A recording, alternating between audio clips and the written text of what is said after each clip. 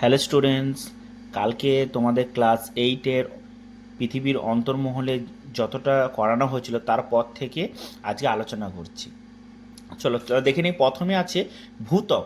কালকে ভূত্বক নিয়ে একটা সুন্দরভাবে আমি লিখিয়ে দিয়েছি, দেখবে যে ভূত্বক হলো পৃথিবীর কঠিন ও বাইরের দিকের একটি পাতলা আবরণ, যা পৃথিবীর আয়তনের 1% কম স্থান দখল করে। তাহলে ভূত্বকটা কি?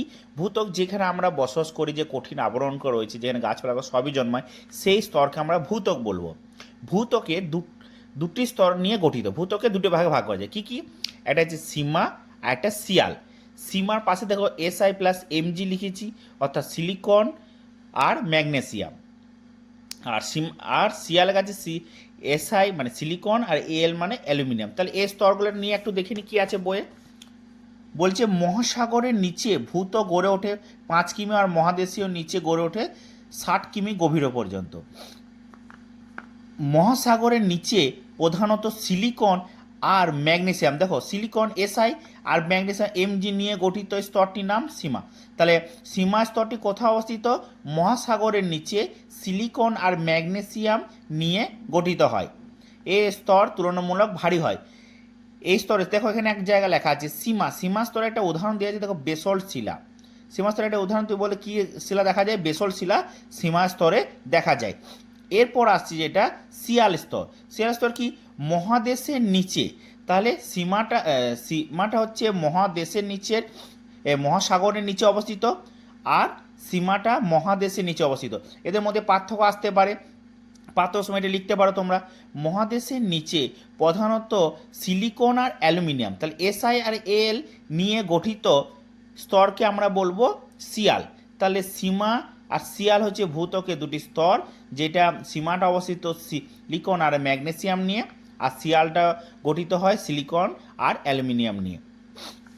এরপর একটা প্রশ্ন আসছে ইম্পর্টেন্ট, সেটা হচ্ছে বিযুক্ত রেখা কাকে বলে?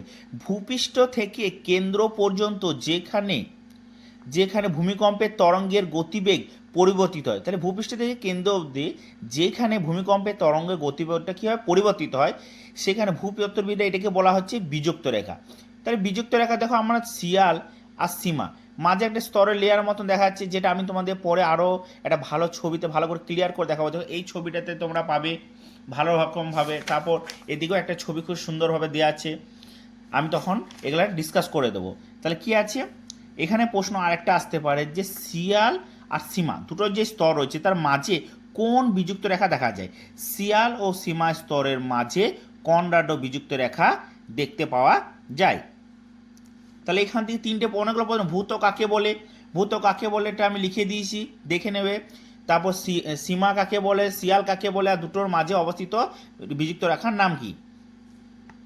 এরপর আসছে গুরুমণ্ডল। গুরুমণ্ডলটা দেখবে বইয়ে খুব সুন্দরভাবে দেওয়া আছে। গুরুমণ্ডল কাকে বলে? ভূত্বক ছাড়িয়ে পৃথিবীর অভ্যন্তরে প্রায় 2900 কিমি পর্যন্ত একই ঘনত্বযুক্ত স্তরকে, তাহলে ভূত্বক থেকে ছাড়িয়ে আরও নিচে দিয়ে তুমি নামবে যেখানে 2900 কিলোমিটার পর্যন্ত, এই স্তরকে আমরা বলবো গুরুমণ্ডল বা ম্যান্টেল। এই স্তরে উষ্ণতা 2000 ডিগ্রি সেন্টিগ্রেড থেকে 3000 ডিগ্রি সেন্টিগ্রেড পর্যন্ত। তাহলে উষ্ণতা এখানে খুবই পরিমাণ থাকে। এই স্তরে প্রধান উপাদানগুলো একবার দেখে নেবে কী কী পাওয়া যায় এই স্তরের মধ্যে। লোহা, নিকেল, ক্রোমিয়াম, ম্যাগনেসিয়াম, সিলিকন। তাহলে দেখো আগের স্তরে আমাদের লোহা, নিকেল, ক্রোমিয়াম এগুলো ছিল না, কিন্তু সিলিকন, অ্যালুমিনিয়াম, সিলিকন, ম্যাগনেসিয়াম এগুলো ছিল গুরুমণ্ডলে। এবার কোন স্তর? গুরুমণ্ডলকেও আমরা দুটি স্তরে দেখতে পাবো, একটা হচ্ছে ক্রোফেসীমা আর একটা হচ্ছে নিফেসীমা। ক্রোফেসীমা কোনটা? ক্রোফেসীমা হচ্ছে গুরুমণ্ডলের 30 থেকে 700 কিমি পর্যন্ত। ক্রোফেসীমা, ক্রো মানে ক্রোমিয়াম, কী কী স্তর? এই স্তরে কী কী দেখা যাবে? ক্রো মানে ক্রোমিয়াম, ফে মানে হচ্ছে ফেরিক অর্থাৎ লোহা, SI মানে সিলিকন, আর Ma মানে ম্যাগনেসিয়াম। তাহলে কী কী দেখ?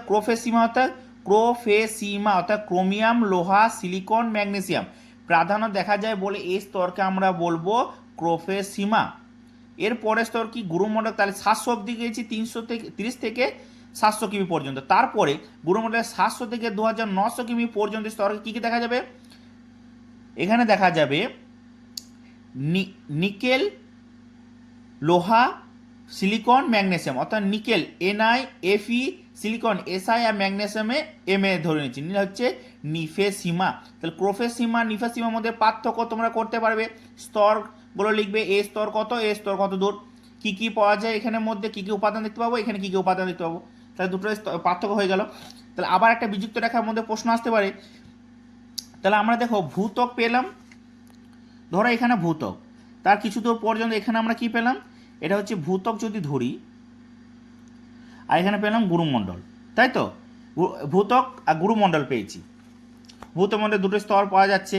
এবার গুরুমণ্ডলে, ভূত্বক আর গুরুমণ্ডলের মাঝে যে একটা স্তর নিয়ে গঠিত, ভূত্বক যেখান থেকে উপর দিকে চলে যাচ্ছে, ভূত্বক নিচে দিয়ে আসছে গুরুমণ্ডল, সেই স্তরের মাঝে আমরা কি বিযুক্ত রেখা দেখা যায়, সেটা হচ্ছে মোহর ভিত্তিক বিযুক্ত রেখা। এটা 1 নম্বরের জন্য কিন্তু খুব ইম্পর্টেন্ট প্রশ্ন, যে গুরুমণ্ডল আর ভূত্বকের মাঝে যে বিযুক্ত রেখা দেখা যায় তার নাম কি, মোহর ভিত্তিক বিযুক্ত রেখা বা মোহ বলে।